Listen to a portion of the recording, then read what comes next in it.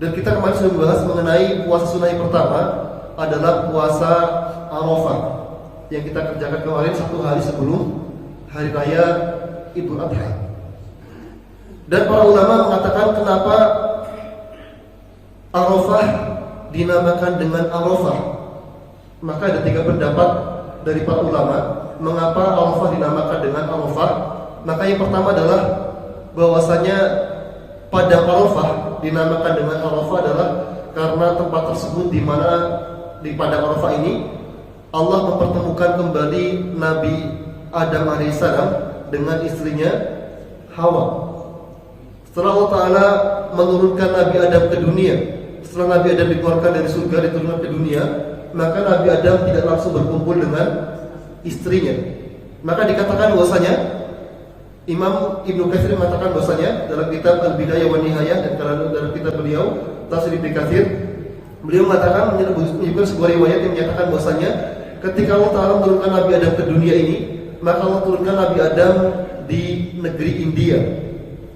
Kemudian Hawa diturunkan di kota yang sekarang menjadi kota Jeddah.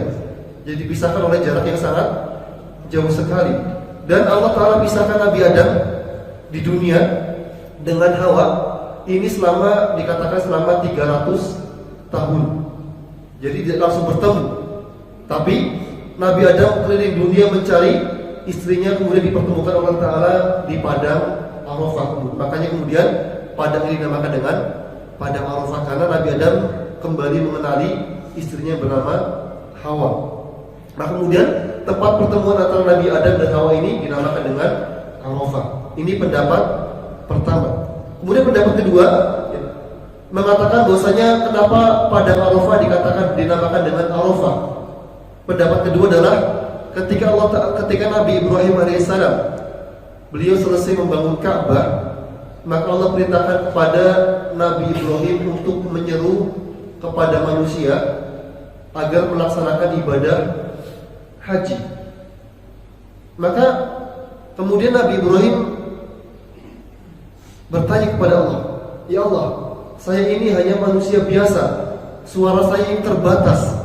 Kalau saya teriak-teriak pun tidak ada orang yang mendengarnya. Maka bagaimana saya mengundang manusia untuk mendatangi tempat ini?" Nah kemudian Nabi Ibrahim, Allah mengatakan bahwasanya kamu cukup menyampaikan saja, kamu cukup mengundang saja. Adapun suaranya maka akan saya sampaikan kepada seluruh dunia. Maka ketika Nabi Ibrahim beliau menyerukan untuk melaksanakan ibadah haji, maka dikatakan oleh para ulama bahwasanya ketika Nabi Ibrahim menyeru untuk melaksanakan ibadah haji, maka Allah Ta'ala kemudian jadikan suara Nabi Ibrahim terdengar oleh seluruh dunia. Kemudian setelah Nabi Ibrahim menyeru untuk melaksanakan ibadah haji, maka kemudian malaikat Jibril mengajarkan kepada Nabi Ibrahim tentang manasik-manasik haji, apa yang dilakukan dalam ibadah haji. Nabi Ibrahim diajarkan oleh malaikat Jibril. Maka ketika selesai dari manasik haji ini, Nabi Ibrahim dibawa oleh malaikat Jibril ke sebuah padang, yaitu padang Arafah. Kemudian Nabi Ibrahim ditanya oleh malaikat Jibril, "Hal arafta? Apakah kamu tahu tentang, apa kamu sudah paham, sudah hafal dengan syariat-syariat manasik-manasik haji ini?" Maka Ibrahim mengatakan, "Araftu, saya sudah tahu." Nah ketika itu tempat tersebut dinamai dengan Arafah. Ini pendapat kedua.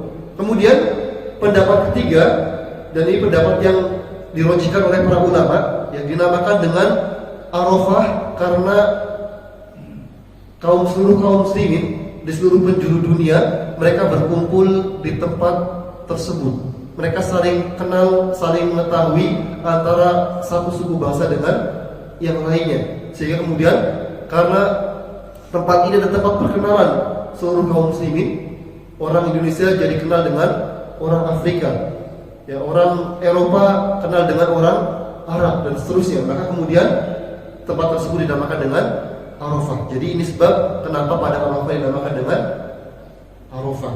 Ini 3 pendapat al-tafsiran dari para ulama mengenai sebab dinamakan dengan hari Arafah. Maka pada hari Arafah ini disunahkan bagi kaum muslimin untuk melaksanakan puasa, dan puasa yang dikerjakan oleh kaum muslimin pada hari Arafah ini bernilai dengan menghapuskan 2 tahun dosa yang dikerjakan oleh kaum muslimin. 1 tahun sebelum hari Arafah dan 1 tahun setelah hari Arafah. Ini mengenai keutamaan puasa Arafah yang kita kerjakan kemarin.